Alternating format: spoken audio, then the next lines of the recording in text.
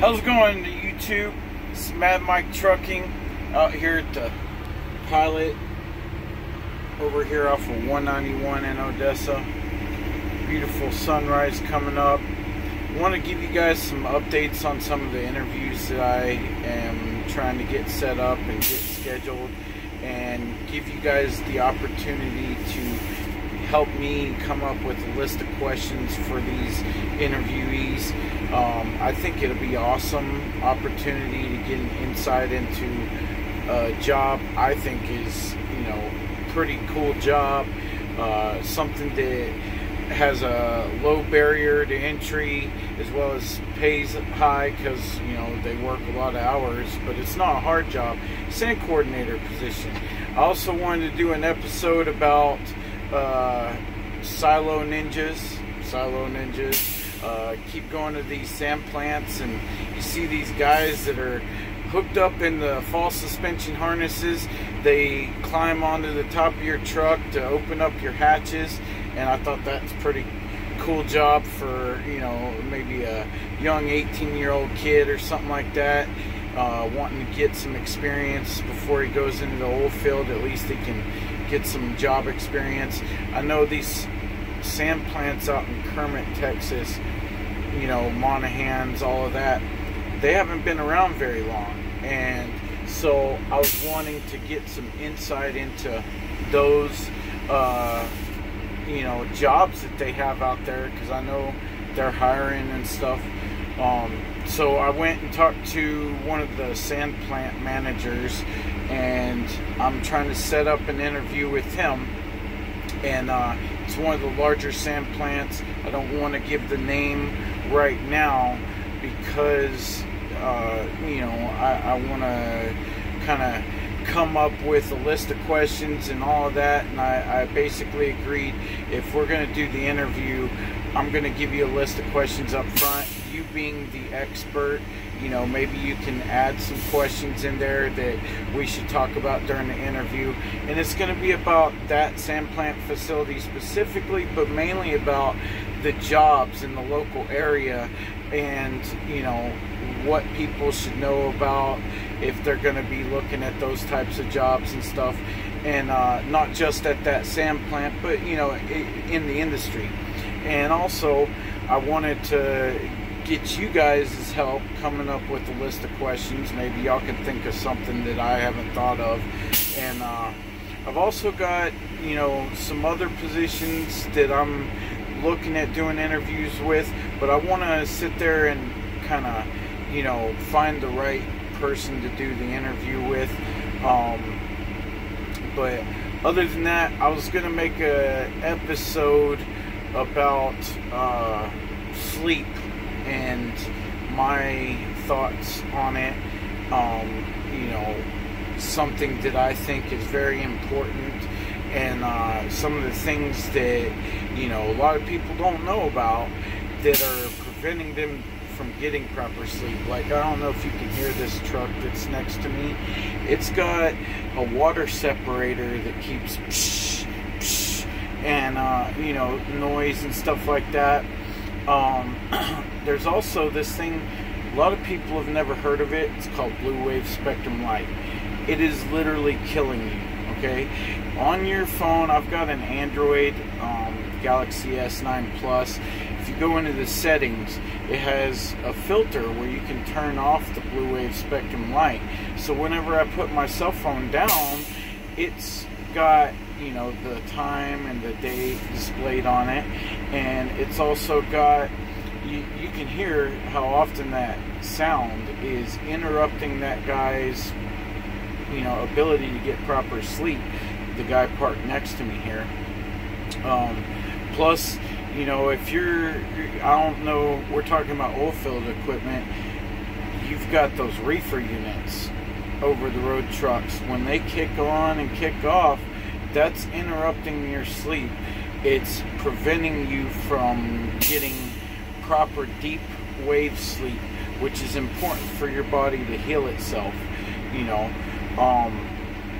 You also, again, back to the blue wave spectrum light. So our bodies are only 1% changed from our 10,000-year-old ancestors. You know, physiologically, your chemicals in your brain, your entire makeup, it's only changed a little bit. And so we've developed these survival mechanisms that have been ingrained in us for thousands of years to be able to sleep next to an open fire, like campfire, and so that open blue flame is the only light source that does not put off blue wave spectrum light. LEDs, your light sources on your phone, if you've got, like, I'm in a Peterbilt, the bunk APU panel and the air conditioning panel and all of that next to the bed, that has LED lights, and it's putting off blue wave spectrum light. And so what's happening is it hits your eyelids even though they're closed, and it's preventing your body from producing melatonin. Melatonin is a chemical produced by your brain that is necessary for you to get into deep wave sleep, which generally most people get a majority of their deep wave sleep in the first 3 to 4 hours of their sleep. Okay, I apologize for this guy next to me ruining my YouTube video. So that's why a lot of people have a hard time getting to sleep, is because before they lay down to go to bed, they're watching all of these devices and stuff like that. They're watching their phones or TV or whatever, and they're bombarding their eyelids with this blue wave spectrum light. And the natural circadian rhythm that everybody is supposed to be going to bed whenever it starts to get dark, you're not producing that melatonin that's necessary to actually make you sleepy. And like the job that I'm at, hauling frac sand right now, I'm on call 24 hours a day. So like yesterday I was sleeping during the daytime. It's necessary for you to cover up all of those devices, cover up all of those lights, at your house as well. If you've got like one of them DVR machines or whatever, cover up that LED light that's on it. If you've got a TV in the bunk of your cab of your truck, cover up that little red light. Don't sleep with your TV on.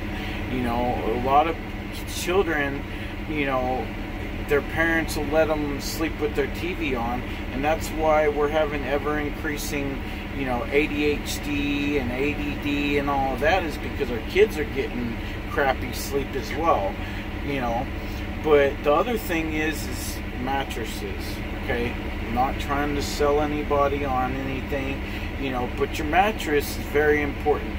A lot of these trucks, when you get them, they come with these little thin, dinky mattresses. And my cigarette went out again. Thin, dinky mattresses, and so when if you're a big boy like me, I lay down and I'm sinking into the mattress more than a little skinny mini person would, and that your mattress may be comfortable whenever you're awake. You don't notice it, but whenever you go to sleep, your body goes into sleep paralysis, and it's necessary to prevent you from hurting yourself if you're suddenly woken up. I don't know if anybody's ever noticed that they'll wake up and they can't move for a little bit. That's the sleep paralysis. So whenever you sit there and go to sleep, your body starts to sag down into the mattress. Okay, and if you don't have a proper supportive mattress, especially if you're a big guy, it's going to keep your body from being a perfect straight line, because your body's going to sag in the center, and your neck is all kinked. you know, your hips are kinked and stuff like that. And it's going to create nerve flow problems. You know, you ever have any shoulder problems or anything like that where you wake up after about 3 hours of sleep and your shoulder's hurting? This is nerve flow, it's not blood flow. You know, if you lost blood flow to your arm for 3 hours, you probably start to have, you know, your flesh start to die. But, you know, so that's basically your pillow height, you know, my shoulder to my head. I should have my head as straight as possible whenever I have my head on my pillow. Some people have smaller shoulders than others, so, you know, you might need to get the right kind of pillow for your bed, the right kind of mattress, because you'll sink further down into it, and then all of a sudden your pillow is sitting there at a different angle. You don't notice these things when you're awake because, you know, you're not going through that sleep paralysis until you go to sleep. That's why they say it's necessary for you to try a bed out for like 21 days to actually see if it's the right type of mattress for you, you know. But I don't know, maybe people can sit there and buy some upgraded mattresses and some better pillows. I'm not going to recommend any brands or anything like that. I'll leave that up to you guys. Maybe later on I'll make a video on you know, that, but y'all are smart people. Y'all can figure out what to buy. Just realize that, you know, you don't know if a mattress is comfortable for you when you're awake because of the sleep paralysis thing. And hopefully you guys have a wonderful day. I learned all of this stuff when I was working at you know, this company here in Midland.